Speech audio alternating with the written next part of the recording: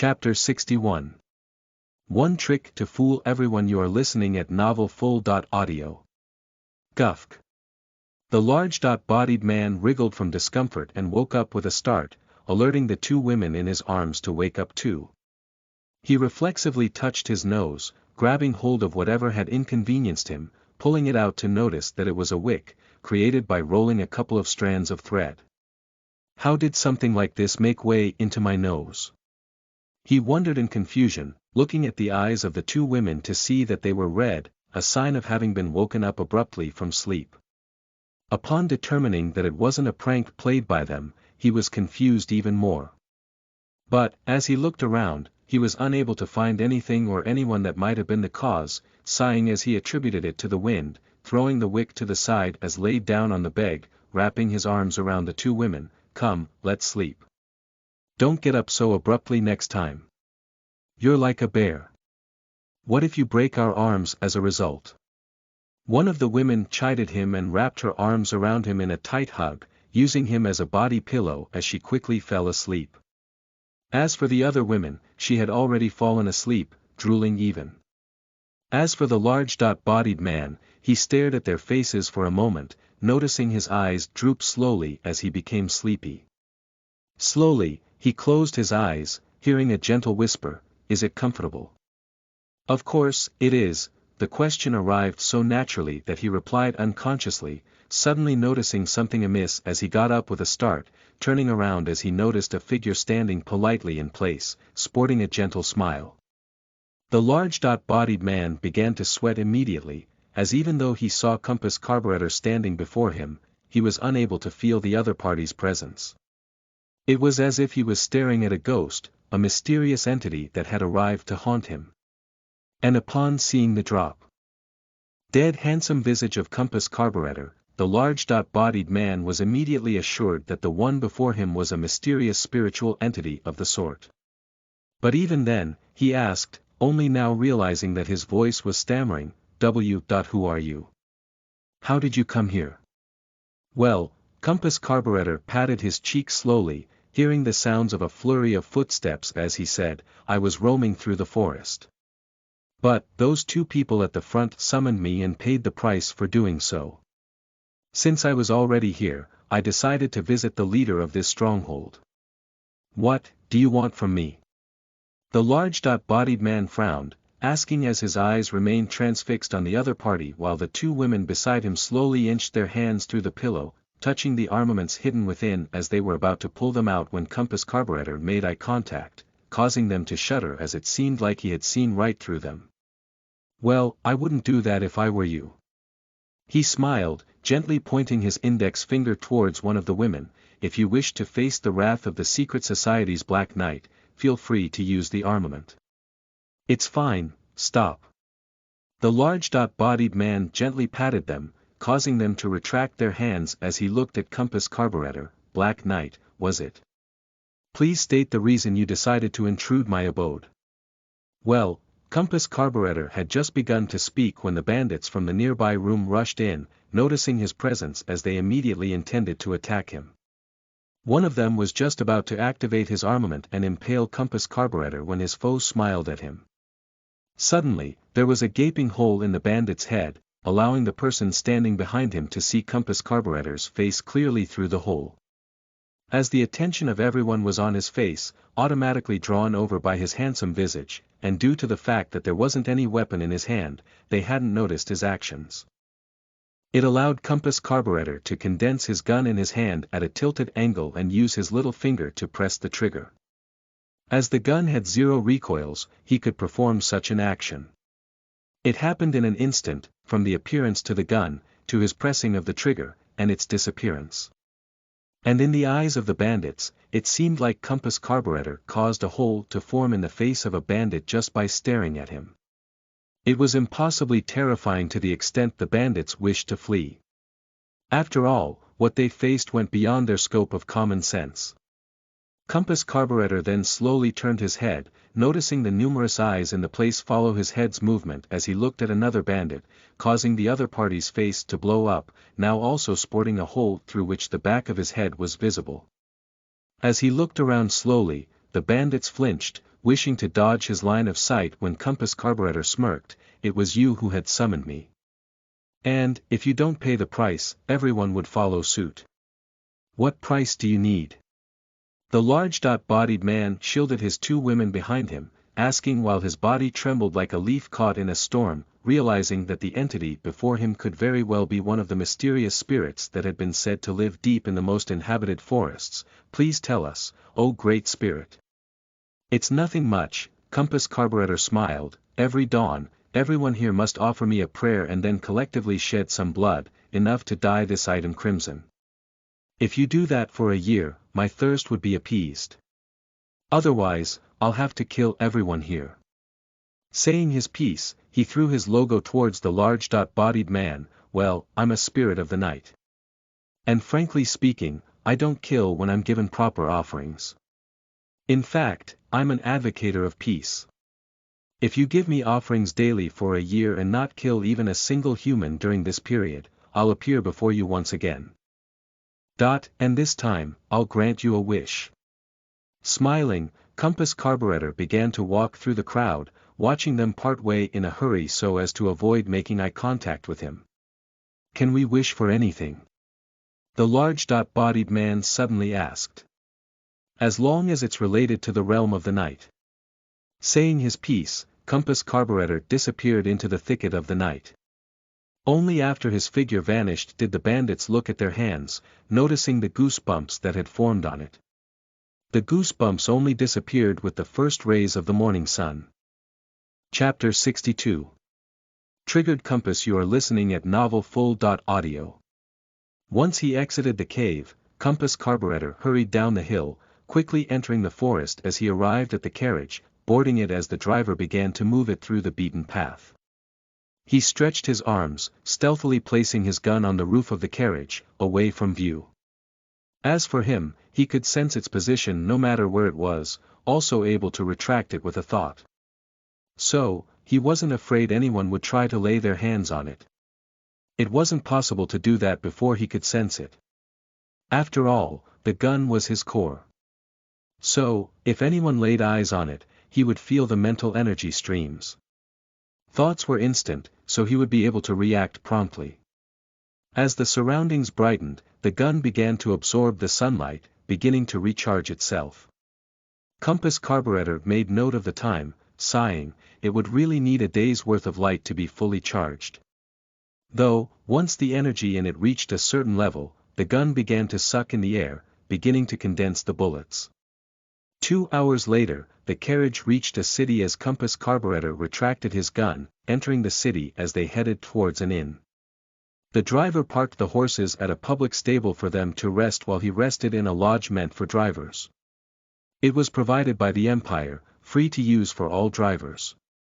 As it was free, all the drivers only stayed here, unwilling to spend any money. Fielta and Kaithai rested a little, relaxing their aching bodies while Compass Carburetor roamed through the city, holding a couple of tokens in his pocket as he moved through the place, looking for opportunities. He had already rested enough. After all, 3 hours of sleep was enough for him to function for an entire day.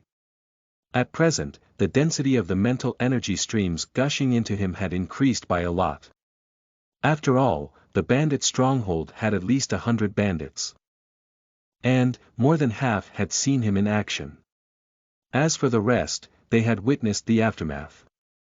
So, their emotions formed a gigantic wave of starlight that poured into him, causing him to feel relaxed as the jar in his mental energy form began to fill up at a faster rate. Now that he realized the beneficial growth he could achieve through such a dense level of mental energy influx, he couldn't sit still anymore, beginning to roam through the city as he tried to search for the perfect target. Soon, once he entered the alleyways that almost resembled a slum, he could hear the sounds of thrashing. Compass Carburetor quickly turned around the corner, gazing at a group of 3 adults kicking a group of children.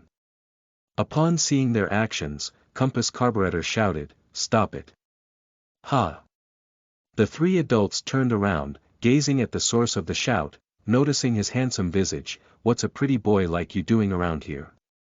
"Wait," one of the adults, a man in his early 30s, seemingly the youngest of the trio, sporting numerous scars on his neck said, snickering as he eyed Compass Carburetor from top to bottom, "Bro, check this dude out. Isn't he quite the looker? If we sell him to a brothel, we won't have to worry about money for at least a year or two." "Idiot," the oldest of the three smacked the youngest, chiding him, "are you deranged in the head?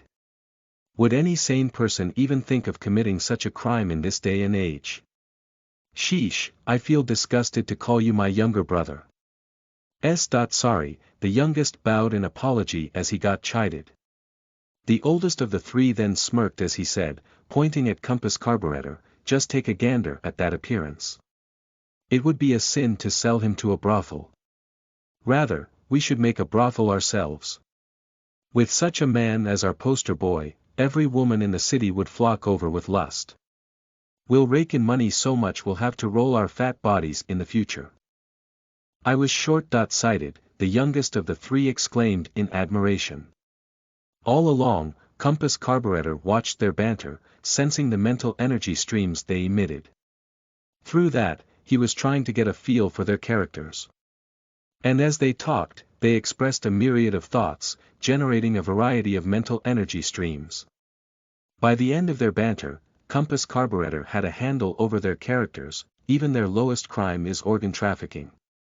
It was apparent when he felt the mental energy streams trailing from the children as they clutched their injured bodies, covering the locations where their kidneys were located. It wasn't knowledge uneducated children like them ought to know. But through the experience of having witnessed the kidneys of other children be taken out one after another, they had instinctively realized the organ that they had to prevent from being stolen. Even though he was neither a saint nor a hero, but rather a hypocrite, the scene still angered him. He took out his armament, swiftly pointing at the three adults, activating two states one after another. Long sword. Wide sword. The three adults had been cackling in one moment and in the next, their heads were separated from their bodies. They were just thugs involved with the underground network and weren't warriors. So, they were unable to react fast enough. Rather, Compass Carburetor was a culmination of numerous athletes in one body. His reflexes weren't something a regular human could ever hope to attain, not unless they zealously trained their bodies for decades. But even then, they would only develop in one field that they had spent years upon. Despite everything, they weren't his opponent. Having severed the three adults, Compass Carburetor deactivated his armament, placing it within his pocket as he approached the terrified children, kneeling before them, flashing a gentle smile, "I'm your ally." He then gently massaged one of the children on his bruise, asking, "Can you tell me what happened here in detail? As for your problems, I'll take care of them." Chapter 63. Beginnings of the Secret Society. 1. You are listening at novelfull.audio. "I see," Compass Carburetor nodded, looking at the bruise on the boy's legs that he had just massaged a bit, easing up the pain. He understood the gist of things, beginning to seriously loathe the people that were responsible for the state of things to have progressed to such an extent. In the slum dwellings of Kettle City existed countless orphans. There was just a reason for that. Gambling. There was a prominent gambling underground society where all the rich and poor of the city mingled around, exchanging money in tremendous value. And with the greed and hope of striking it rich overnight, every man or woman of the slums frequented such places.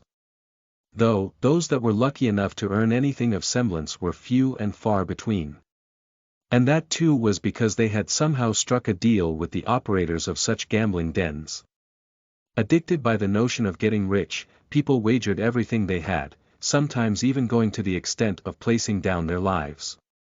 And without question, they lost, causing the owners to do whatever they wished with them. But, here ran a deeper conspiracy.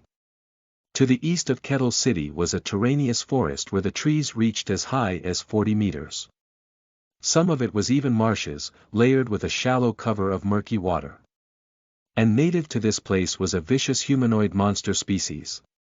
Grogar.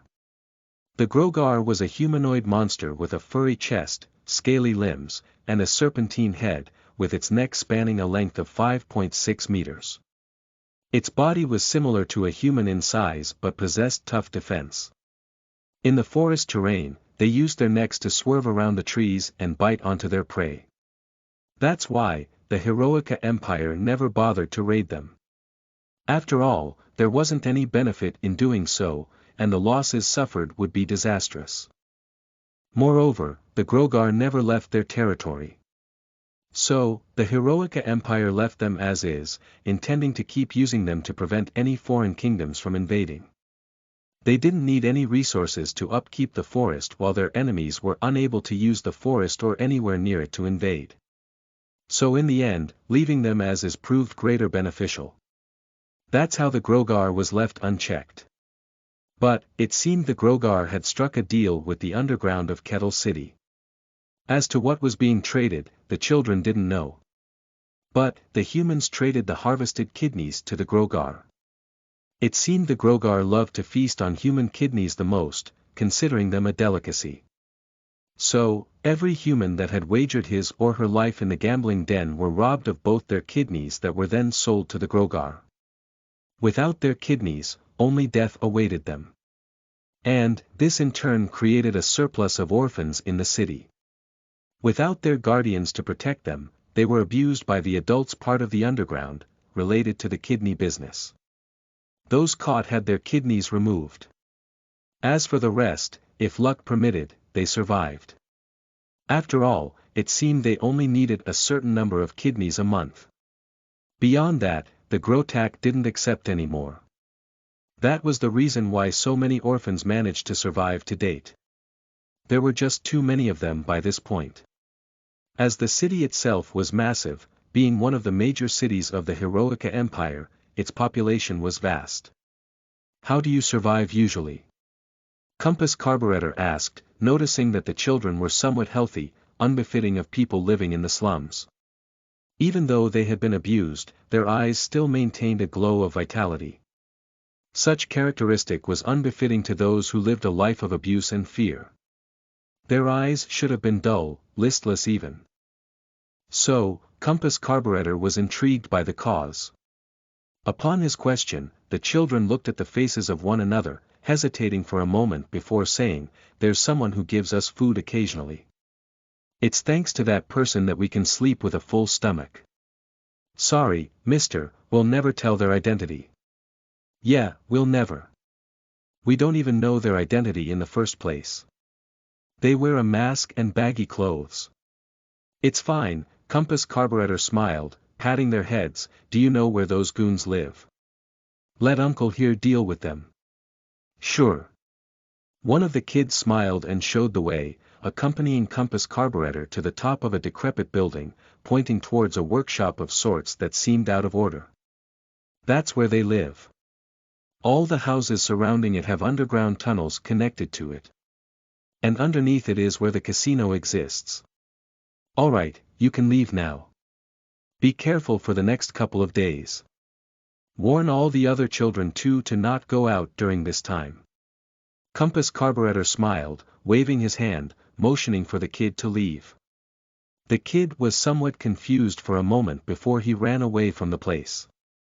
Remaining atop the decrepit building, Compass Carburetor observed the workshop for a couple of hours, obtaining some basic understanding of the situation as he returned to his room in the inn, noticing Fielta waking up. "We have some work to do," Compass Carburetor then said. "We'll go with Disguise 7 for this task." "For all three of us?" Fielta was surprised. "Is this related to our mission?" "No," Compass Carburetor shook his head, "this isn't directly related. But, since we are here and have the power to do so, I thought about ridding this place of some of the plague that has caused it to rotten. This foul stench is kind of irritating." "I don't mind," Fielta nodded, noticing Kaidai wake up from the sounds of the conversation. "If it in any way endangers our kingdom, we won't give our assistance anymore. That's the condition we decided to fully support you with," Kaidai said, sporting a poker face as usual. "It won't," Compass Carburetor said, thinking, well, it might improve the situation of the Kettle City though. But, as long as every place is rid of its major problems, I wouldn't have affected the status quo. I'll keep that in mind. Since I have started to act in one place, might as well extend it further and spread it everywhere. Chapter 64. Beginnings of the Secret Society. 2. You are listening at novelfull.audio. Alright, it's done. Fielta sighed in exhaustion, giving the final touches to Kaithai. With that, the disguise for all three was completed. What they had done this time was different from the norm, created to blend in with the surroundings, and of course, look as harmless as possible. Basically, all three of them had cross-dressed. Compass Carburetor took in the appearance of a slightly fat middle-aged woman with a plain appearance. She had a somewhat thick neck, adorned with numerous jewelries. As for the body frame, since he was lean, it was easy to pull off. He wore a dress that was hard to move with, screaming discomfort. But, it had a rather pleasant appearance, something those with a bit of money wore. As for the two servants, Fielta took on the appearance of a male butler in his late 20s with a potbelly, while the other sported a middle-aged man's appearance, seemingly the husband, displaying a magnificent bald head. They inspected their appearance in the large body mirror, practicing their dialogues a little. They began to behave in such a manner, adjusting their voices accordingly. After adding a certain liquid to their tongue to give a slight nasal feel to their voices, they changed the pitch, also ensuring to only speak in a certain manner that their vocal cords were capable of pulling off without letting their original voices leak out. Once they had immersed themselves in their roles accordingly, they tucked in their respective armaments, 2 per each, and exited the inn. Compass Carburetor sent his spy dragon first, scouting through the corridor first to ensure that it was clear of any prying eyes. Only after that did they tread through the path. There are 3 people in the lobby below. He frowned, quickly thinking of a plan as the spy dragon slithered through the lobby, traveling through the corner to stay undetected, appearing beside a stool over which a potted vase had been placed. It stared at it, opening its mouth to unleash an energy blade that resembled a fat needle, spanning a meter in length, 5 times its maximum body length. The needle pierced through the foot of the stool, vanishing as the spy dragon repeated the same action 10 times, breaking off one of the stool's legs, causing it to tilt to the side before falling off. In the meantime, it slithered away from the scene. Upon the sound of the vase crashing on the floor, the attention of the 3 people was directed towards it, wondering what was up as they walked closer to it. In the meantime, Compass Carburetor and the other 2 calmly walked through the lobby, appearing from the direction that made them traverse the least distance through the lobby before reaching the exit. As they had calmly walked out, none of the 3 people present in the lobby paid any attention to them, just thinking of them as one of the guests staying at the inn. As it was a relatively large inn with numerous rooms, it was hard for even the employees to recognize the faces of all the guests. Moreover, they hadn't paid any attention to the 3 people that just walked out. Compass Carburetor sent 2 spy dragons flying towards the workshop, scouting through the place first as he and the 2 servants calmly approached one of the houses around it, knocking at its door. Yes. The house owner opened the door, looking at the 3 people with a puzzled glance, acting no different to a regular person in his situation. One of my friends recommended this place. Compass Carburetor said, flashing a knowing smile, I heard you sell handmade souvenirs. We indeed sell them, the man laughed, clearly understanding that the lady before him wasn't a regular of the casino but had heard of it from somewhere and just wished to try it once. In an instant, he glanced at the 3, tallying the wealth carried by the people, making a general estimate about how much would be in their possession through experience, smiling as he invited them in. He then led them into a nearby room, showcasing them a path that went underground. Please make your way inside. Someone would arrive to inform you of all the rules and regulations of the place. Thank you, Compass Carburetor said with a hint of excitement, I've heard many entertaining things about this place. Of course, you would have, the man laughed, maintaining a respectable posture as the 3 people entered the path and reached the end. He then closed the entrance, a circular slab. Upon closing it, he spun it clockwise, hearing a click sound as he smiled, even if someone were to check here, the entrance wouldn't open. Once spun clockwise to the limit, it fully integrates into the floor, hard to be detected even with careful observation. That's how we managed to keep it under wraps all along, he laughed, frowning a bit. Just who am I explaining it all to? Is it my age acting up? Please, respected lady, can you wear this? An employee arrived, presenting a mask to the three of them. This is a measure to protect the identities of everyone. We don't wish for anything that happens here to result in a conflict outside. I hope you can understand. I'm fine with it, Compass Carburetor, the middle-aged lady he was disguised as, said, wearing the mask as he calmly strode along, observing the place as his final spy dragon slithered out of his dress and hid underneath a table. The guards here have armaments. They aren't even hiding it well. Maybe it's because they control the entirety of Kettle City's underground. Compass Carburetor thought, judging that it was good enough for the crowd to be little. They had arrived slightly past noon, so not many customers were at the place. Those still here were the ones beyond despair, having been playing from the night before, on their final streak of loss before waging their lives. Compass Carburetor and the two servants loitered about the place, using some of the money they had brought to place bets on some of the games, seemingly having fun. In the meantime, his spy dragon scouted out the entire layout of the place. It's time to take action.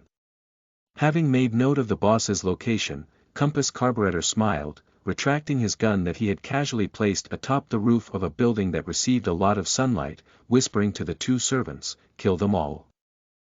Chapter 65. Beginnings of the Secret Society, 3, you are listening at novelfull.audio. Kill them all. Compass Carburetor said as he walked out, suddenly clenching his chest as he expressed intense pain, as if he was suffering from cardiac arrest, shouting with a whisper, "Help me." As there was hardly any crowd in the gambling den, every staff noticed her, immediately rushing towards her in an effort to help her. After all, in their eyes, she was their customer, one that had yet to wager all her assets. So, she had as much value as her assets. And, considering her actions, they judged that she was fairly rich. To such a valuable customer, they didn't want anything to happen until she wagered all her belongings. With such a notion of thought, they rushed towards her rescue. As the other customers were just in a state of despair from numerous losses, the staff didn't mind them, having regarded them as nothing but flesh sacks with valuable kidneys. "Ma'am, are you all right?" All the staff rushed towards her, propping her as they tried to see what was up with her. Compass Carburetor's acting was top-notch, making the scene realistic, grabbing the attention of everyone. As for the two servants, they too shouted at the start, flustered at what happened to the lady. And as all the staff rushed towards them, they created a lot of buzz, making a cacophony of sounds. The place became slightly chaotic. Using the chance, the two servants slowly slipped out of the crowd, positioning themselves perfectly within a couple of seconds as they took out their armaments, activating it in one full action. Fielta pointed the arm holding the armament on the shoulder level while Kaithai pointed the same along the hip level. Long sword. Wide sword. In the fraction of a second, two slabs of light appeared in the crowd, stunning everyone as they felt their bodies being cut into two. Everything happened before they could react, killing them. Compass Carburetor hurriedly slid out from the encirclement, noticing Fielta and Kaithai retract their energy blades, causing all the bodies to plop to the ground and bleed copious amounts of blood. What happened? The couple of staff that had remained behind in other places were stunned, hurriedly turning around as they intended to inform their boss about it when Compass Carburetor pointed at their backs. A hole appeared in their heads as they plopped to the ground, dead. All. The remaining customers screamed in fear, tumbling to the ground as they soiled their clothes. The trio didn't bother with them as Compass Carburetor approached a wide wall, staring at it as he smiled, "Right, this would be perfect." He then took out his armament, pointing it at the wall before activating it, creating an energy blade that pierced through the wall. He deactivated it, slightly moving the armament before activating it once again. BDNV in this manner, he created a detailed symbol on the wall, his symbol, making it seem like his organization, the secret society, had raided the place. His goal was to leave behind traces of the secret society, making it seem like the killings had been done in a flash. At present, the bodies of all the staff were piled up, severed into two each. This created a scary sensation.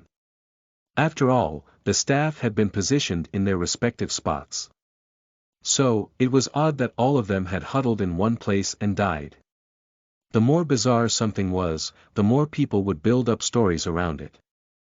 All it does would help further spread the idea of his organization. Moreover, as this happens repeatedly, the secret society would become solidified in the minds of the populace.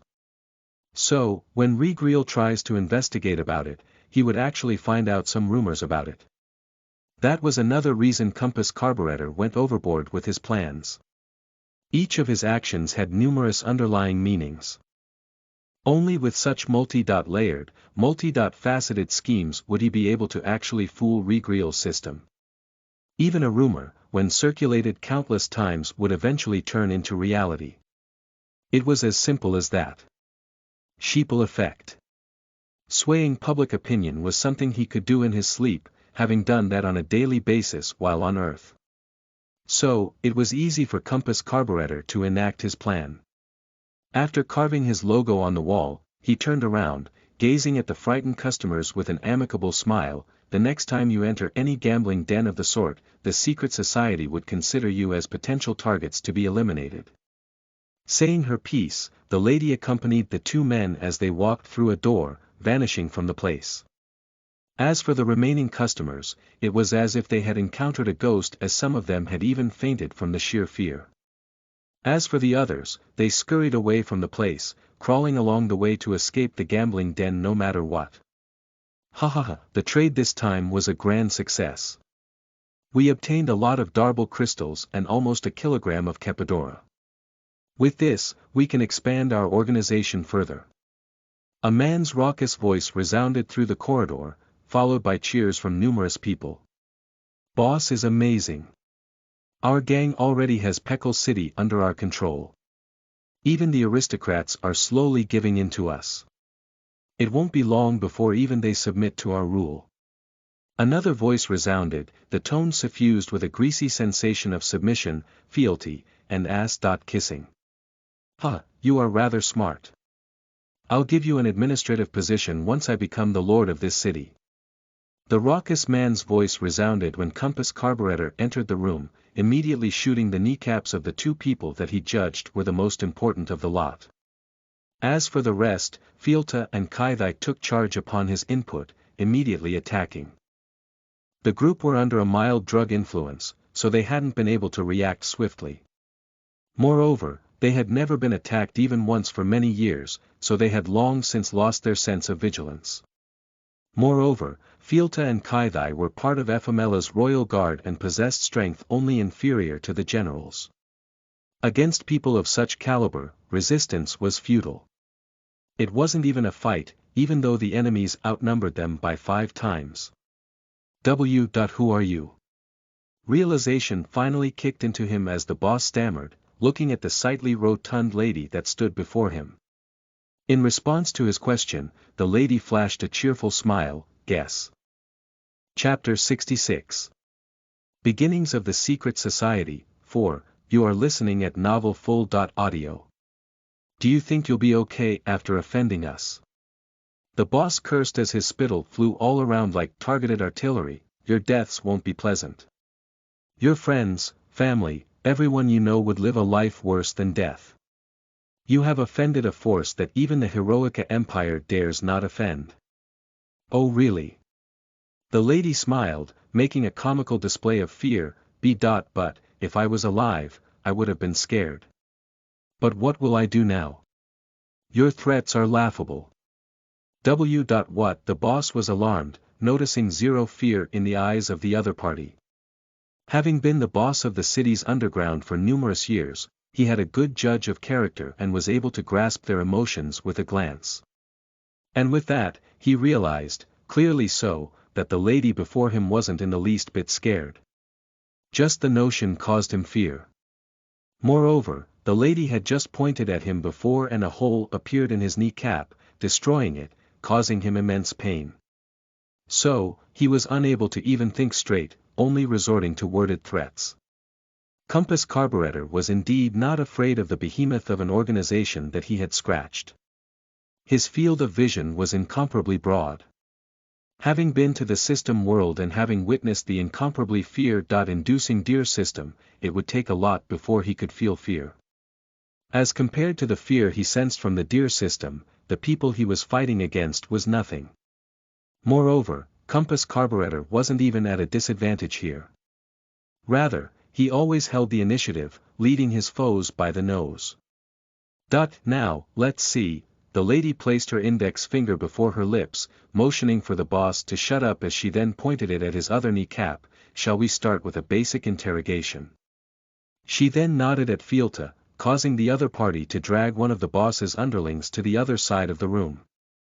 Kaithai then erected a wall using her energy blade, completely blocking the other side.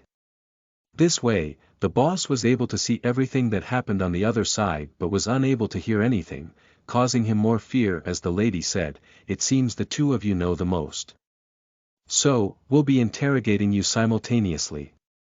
If there is any discrepancy in what you said, you'll lose your other kneecap first. Following it would be your ankles, then your knuckle. Well, let's see how many you would lose before you are willing to speak the truth. Please, spare me. I'm just a humble trader." The boss began to cry as he felt his blood gushing out of his wound, causing his head to spin at the blood loss. He was afraid that he would die. As someone who had lived a good part of his life ruling over others, he valued his life. So, he didn't wish to die. "If you don't hurry, you'll die." And, the lady laughed, "We only plan to spare one of you. The one who speaks the truth first gets to live. As for the other, well, you know the drill. I'll talk. Damn it. I'll talk." The boss gave in instantly, overwhelmed with fear the moment he noticed his underling opening his mouth to speak. This was a simple but effective psychological torture. When two people were privy to the truth, making them see the actions of each other while interrogating them was the best. After all, the moment the other party opens her mouth to speak, it means they are ready to spill the truth. Whether they are really speaking the truth or not wasn't important, but their actions were. Adding on to the simple threat Compass Carburetor had given out, it was easy to break the mind of a person. Inflict pain first, make the interrogator seem inhuman, unafraid of the interrogated party, and split the interrogated party's colleagues, the ones privy to the truth, into different chambers, visible but inaudible. That was enough to drill out all the truth voluntarily as they would race to spill out the beans first, with the hope that they would be the one to survive. Only one of them had to open their mouth for this to happen, inciting a chain reaction. And since they are also being physically tortured, they were bound to open their mouths, at least to scream in pain. It was so easy to achieve that it was laughable, but at the same time, scary. As the boss began to speak, his underling noticed it, speaking faster. And upon seeing the underling, the boss rushed to spill out everything, saying, "We rigged every gambling event to ensure only those that had signed a contract with us would win. And to sign those contracts, they have to give us one of their kidneys. In exchange, we'll allow them to win. But, we usually half-ass the operation, causing the people to die from diseases within a year. We'll then retrieve all their assets and repeat the process. As for all the stolen kidneys, we exchange them with the Grogar that live in the east. In return, we obtain Darbal crystals and Kepidora, a drug that we sell to the city's nobility and make them dependent on us," the boss said in a fluster, noticing his words getting a lisp as he had lost a lot of blood, speaking even faster to survive. "Kepidora is a drug that only the Grogar can create. It is a mysterious drug that has anti-aging properties. When someone takes a sufficient quantity of it, they can easily live for double the human life. But in return for its effects, it causes people to turn vicious and desire human blood. If they stop taking the drug, they'll turn into mindless monsters that would hunt every human they see to drink their blood. We have caused the nobility to become dependent on us through this. The boss said while shedding tears, noticing the pain in his kneecap increasing after a minute had passed for some reason. And, since the Grogar are monsters from a level 1 dungeon, we even obtained enough Darble to create our own force of warriors and puppeteers. Using this, we have expanded our influence throughout the city. Chapter 67. Beginnings of the Secret Society. 5. You are listening at NovelFull.audio. A dungeon. Compass Carburetor frowned, asking, is the Heroica Empire ignorant about this dungeon? Why? Yes, the boss said, since the Grogar are a troublesome enemy, the Empire has never ventured deep into their territory. So, they haven't spotted the dungeon yet. Had they discovered the dungeon, they would have poured all their resources to eradicate the Grogar and occupy it. Even though it is only a level 1 dungeon, it hasn't ever been raided by humans. So, the amount of Darble crystals it has accumulated over the countless years since its existence should be an enormous sum. Having read enough documents about Darble during this time, Compass Carburetor was aware of how they formed. There didn't exist any mine in nature that produced Darble. As explained before, the only source of Darble was the dungeon monsters. And it seemed that when a dungeon monster died, its body decomposed just like every other natural organism. But, the Darble crystal growing on its forehead didn't decompose, remaining behind. As it was a hard material that couldn't be damaged even using energy blades, the Darble crystal would remain as is. And, Darble had a mysterious property of gravity, an affinity towards other Darble crystals. This attraction pulled every Darble crystal in its vicinity towards itself. Over time, all the Darble crystals remaining on the ground, left after their respective dungeon monsters had died, would be attracted towards one another. And, as the years passed, they would eventually come into contact with one another as the attraction was incredibly weak. And, at least a couple of centuries should pass before these Darble crystal clusters would begin to merge into one piece. It was a slow process. But, for a dungeon that was constantly raided by humans, this process would be interrupted. After all, humans used the extracted Darble to create armaments and puppets. Most of the society depended on Darble for their livelihood. Even the most basic lighting was just a derivative of an armament, used just to provide illumination. So, Darble was an expendable resource and hence mined constantly. That's why any dungeon that has been raided by humans once would no longer produce any massive Darble crystals. Even though the humans knew of the cause, they had no other choice but to raid it constantly. And hence, dungeons that have never been raided were incredibly precious. After all, to the dungeon monsters, the Darble clusters were useless. So, they were left untouched, causing them to grow in size enormously over the years. So, such dungeons contained enormous wealth. Now that he knew of such a dungeon, Compass Carburetor smiled, understanding just what he had to do. Such an untapped resource was the perfect base for his secret society. It was unknown as to when he would kill the slave harem system. But for that to happen, he needed to have his personal force. This way, he would be able to have more than enough resources for all his needs. After all, the support from Ephemelia wasn't infinite. The reason she supported him was to save General Artica, the strongest general of her kingdom. So, realistically speaking, the maximum support she would provide wouldn't exceed General Artica in value. And, that wasn't enough for his plans, to go against a system. So, Compass Carburetor was indeed attracted to the notion of possessing his private dungeon. Moreover, it seemed the Grogar were intelligent to a certain extent, considering they were able to establish a trade with Peckle City's underground. Adding on to the 2 system fragments he obtained recently, a plan formed in Compass Carburetor's mind. The lady smiled, asking, "Tell me more about this Grogar. As a species, how do they propagate, just like humans?" the boss replied, feeling his eyesight turn hazy as the blood loss had become severe. But, he dared not pause, for he knew his death was certain if he did so. So, he persisted, telling everything he knew about the Grogar. "I see," the lady nodded, asking her final question, "what were you doing with the Darble crystals?" Hearing the question, the boss inhaled a deep breath of air, asking in response, "If I say everything, will you let me live?" "It depends on whether you are faster than the other guy or not," the lady pointed behind her, causing the boss to see his underlying speaking non-stop in a flurry. Damn him! He cursed and began to speak. There was a talented engineer who worked under the Lord of Peckle City. After we caused the Lord to become addicted to Kepidora, we forced him to sell the engineer to us. Now, we hold his family hostage, so he has no other choice but to work relentlessly. We haven't harmed his family though, but just kept them safe in a house. As the engineer also knows this, he never plotted against us. He has a small group of assistants to help him. They were all that worked under him while serving the Lord. Now, they work together to process the darble we obtain and create armaments. This engineer is a genius. No matter what we ask of him, he can create it. The boss said, and, since we recognized his talent, none of us harmed him or even threatened him once. We had kept him and his family safe all along, even protecting them at times.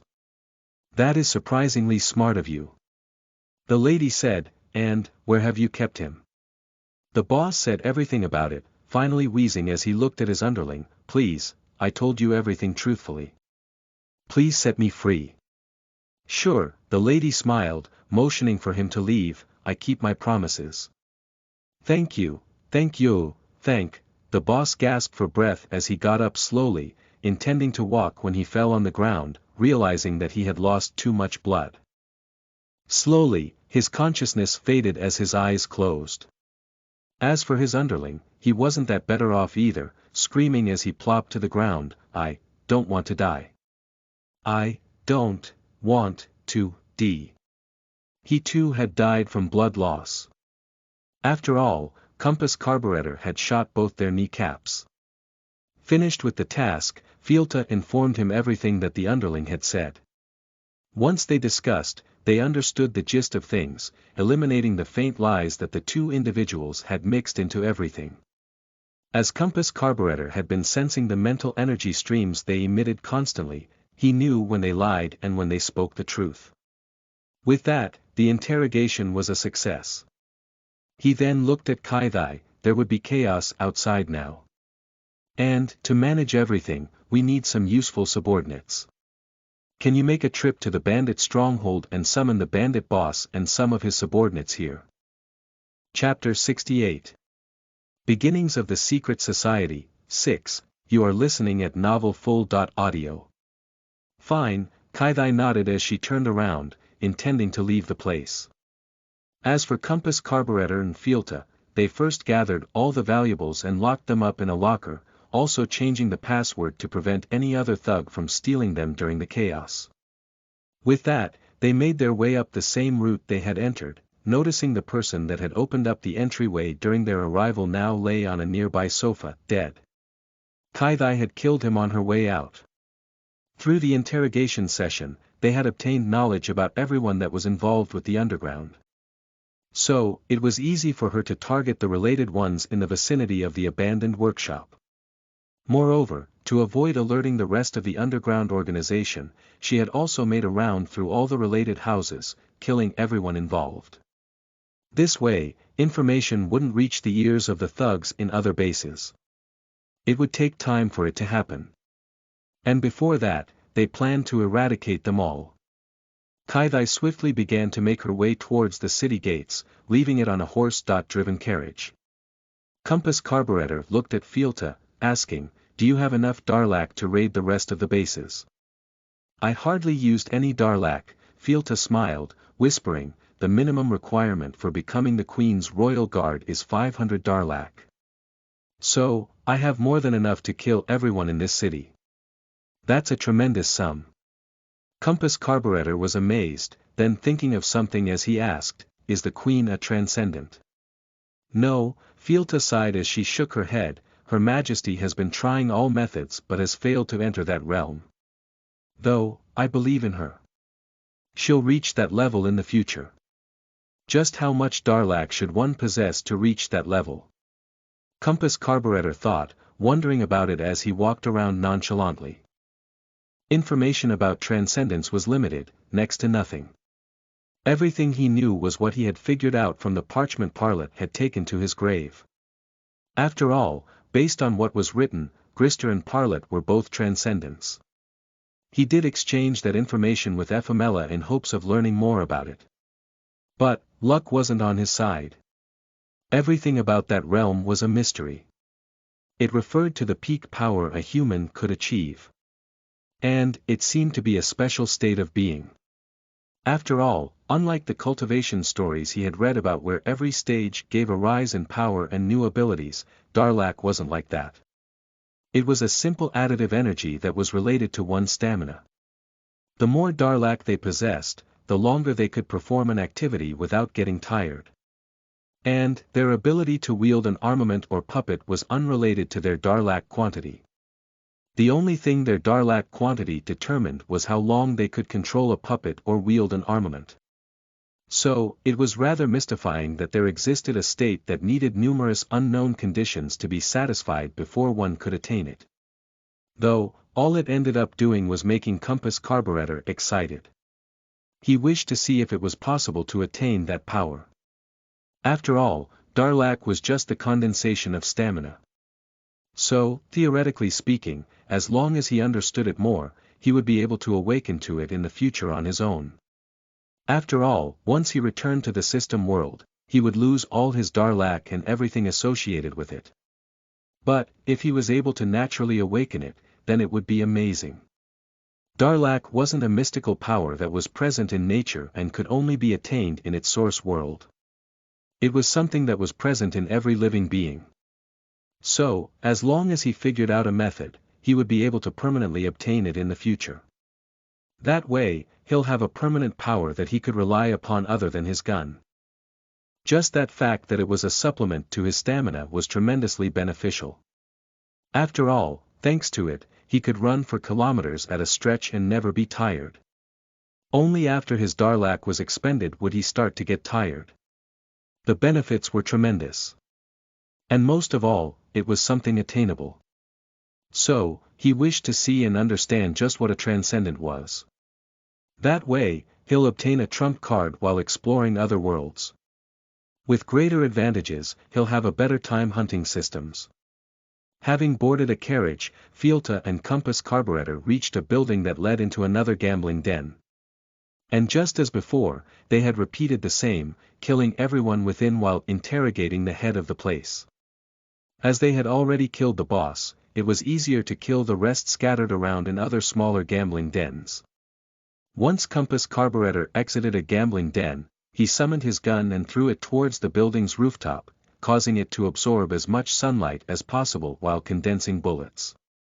In the meantime, he and Fielta boarded another carriage and proceeded towards their next gambling den. And all the time, they wiped out everyone, ensuring information about their activities wouldn't reach the ears of others and cause them to become prepared. The moment someone thought of it, Compass Carburetor would receive their mental energy stream. He and Fielta would trail the other party and kill them in a random alleyway. Thanks to Kepidora, most of the aristocrats in the city barely did their work. So, the response from the guards was lacking. Rather, none of them had even sensed the carnage that was happening around the city. It would take time before the civilians stumbled upon the corpses sleeping within the houses connected to the underground. And by the time it happens, their task would be complete. With Fielta by his side, Compass Carburetor could simply jump into the middle of the fight and eradicate them all. The armament she possessed had a greater Darlak output. So, the energy blade she condensed was stronger and sharper than the ones possessed by the people in the underground. So, even when they defended against her attacks, her energy blade simply broke past their defenses and riddled their bodies into two.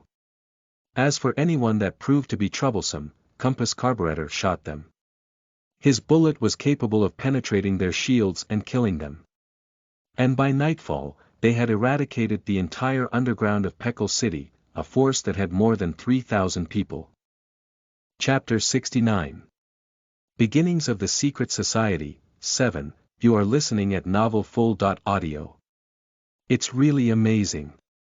Compass Carburetor thought, I have caused the death of more than 3,000 people. And, I don't even feel a hint of guilt. Is it simply because they were already scum worse than animals? He then recalled some of the incidents from his childhood, ones where he had taken advantage of innocent people and caused them suffering, immediately feeling pangs of guilt that caused him to sweat as his breathing grew ragged. He became depressed, clenching his hand into a fist tightly as he wished to beat himself into a pulp for having done such a thing. Now that he suffered from the guilt, Compass Carburetor was relieved. Thankfully, I didn't turn into a monster. Rather, as long as I feel this sense of guilt, I am human. I can endure it. As for those animals that harm the innocents, I don't need to consider them as humans. He propped his spirit up, accompanying Fielta as they arrived before a certain house. The house looked nothing unique, but this was by far the most important location of the underground organization. This was where the talented engineer's family was kept captive.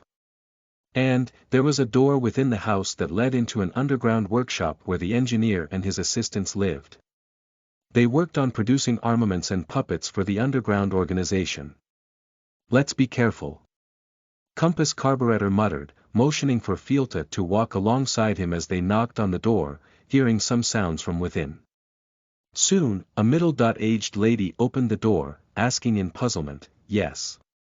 She was confused by the fact that no guest had ever arrived at their doorstep. And, for those involved with the underground, they never knocked. So, she was indeed puzzled by the reason why the unfamiliar lady had knocked on her door. After all, their house was located smack in the middle of the residential district. There was nothing worth visiting here. Even for the tourists/visitors asking for directions to the house of those they wished to see, they would have done it around the corner of the residential district upon entering it. So, there was zero chance any stranger would ever stumble upon their house, unless they were aiming for it in the first place. Compass Carburetor smiled coyly, asking with a cheerful tone, do you wish to buy our bug spray? We will also demonstrate a free service where we'll eradicate all the pests in your house. We're professionals in the industry. We don't have any pests in our house though, the middle-aged lady said, intending to close the door shut when Compass Carburetor leaned on it, using his body weight to prevent the door from being closed. He then slowly peeked into the house, but, I see quite a few pests though. I mean, look at them. See how huge they had become. Your health would deteriorate if you leave them be for any longer. If she still failed to understand what was happening, she would have been an idiot. As an engineer's wife that had been living under troubled circumstances every day for the past few years, she was rather smart. She had even been planning for a method to free her family and escape to another city. For her plan to fruition without alerting the underground, she still needed 1 more year. And now that a chance presented itself before her, she would be a fool to not take it. But, she was cautious, wondering if it was something the underground had prepared to test her after having discovered some traces of her activities. Even otherwise, she knew the underground's power, realizing that the people in her house were just guards. The moment she escaped, the entire personnel of the underground would be on their tails. After all, her husband was the most valued asset of the underground.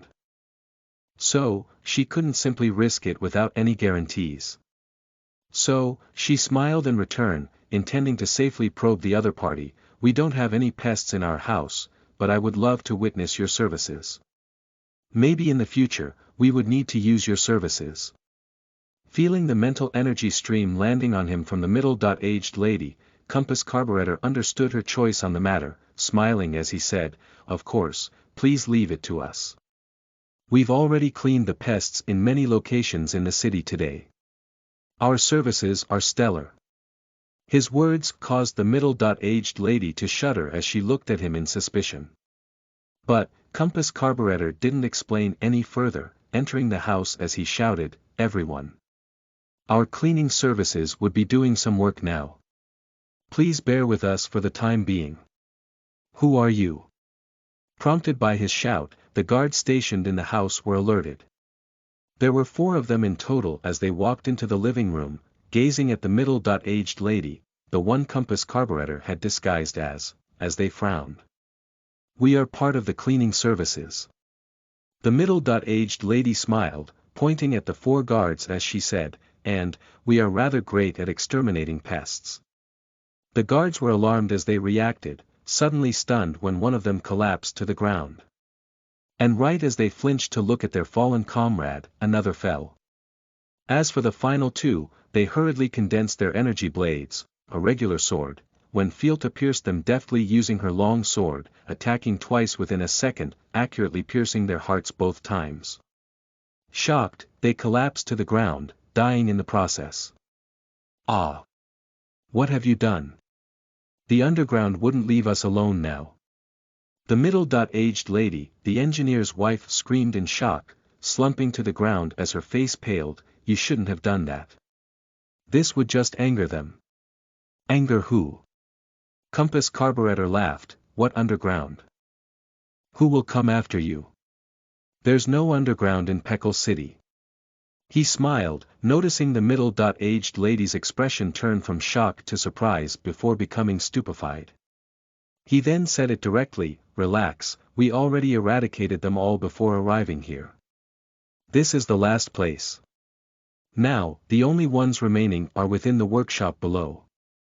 He smiled, gently propping up the middle-aged lady, motioning for her to lead the way. "Let's proceed to the final location, shall we?" Chapter 70. Beginnings of the Secret Society, 8. You are listening at novelfull.audio. Goo. You'll regret this. We won't let this incident go. A guard clenched his chest, trying his best to stop the bleeding as he plopped to the ground, dying. With him, all the guards in the workshop had been killed. At first, Compass Carburetor had thought the engineer and his assistants would be alarmed like the middle-aged lady. But in reality, they were just calm, knowing very well that they wouldn't be harmed. After all, they knew they're worth the best. The engineer looked at Compass Carburetor. Is the ownership of the underground changing hands? Basically, he had assumed one of the leaders had overthrown the leadership of the underground boss and had succeeded in doing so. Nope, the underground is dead. We eradicated it. Compass Carburetor raised his hand, waving as he smiled cheerfully. In the eyes of the engineer, it looked like a middle-aged woman acting cute, like a teenager, causing him to chuckle once. "Is that so?" He laughed, turning serious as he asked, "So, what will become of us?" It seems the act of the Lord throwing him to the underground has seriously affected his mind. It'll take some serious work to set him up in order. Though, I don't have that much time on my hands. Guess I have to go through this the quick way and not resolve his issues. Rather, I'll leave it to his wife to figure out. She's pretty smart. He thought, smiling, nothing much will change. Your work remains the same. I guessed so, the engineer sighed. But, Compass Carburetor laughed, we won't hold your family hostage. They are free to live their lives as a normal citizen. Really? The engineer frowned, please do note that I hate any schemes. If something happens to my family, I'll just commit suicide. You'll not get any weapons without my help. Relax, Compass Carburetor waved his hand nonchalantly, our organization strives to eradicate all evil or something along those lines. So, we won't do anything that robs you of your human rights. Then, one of the assistants asked in hope, will we become free too? Well yeah, Compass Carburetor nodded, we'll employ you to work for us. You'll be provided with a salary accordingly. It's a standard business relationship. But, due to your line of work, you'll have to sign a non-disclosure agreement. Other than that, you won't be forced to do anything beyond your will. Alright, that's many times better than my current conditions. It's even better than what I had when I worked under the Lord, the engineer said. I hope you follow up with what you have promised.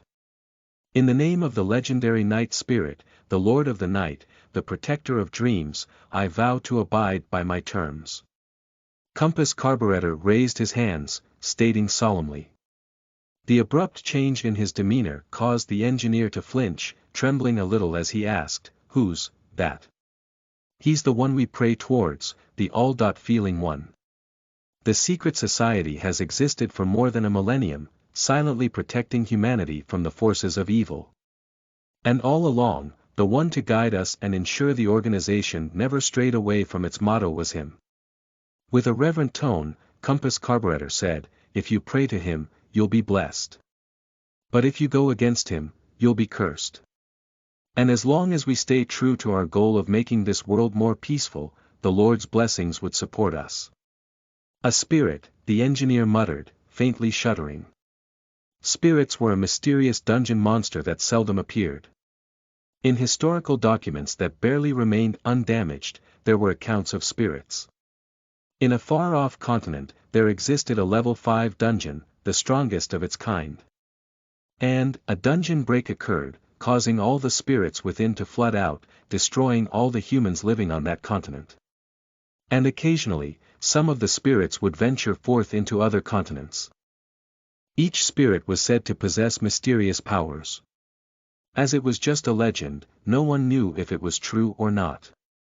That was also the reason Compass Carburetor behaved in such a manner to make people assume he was a spirit.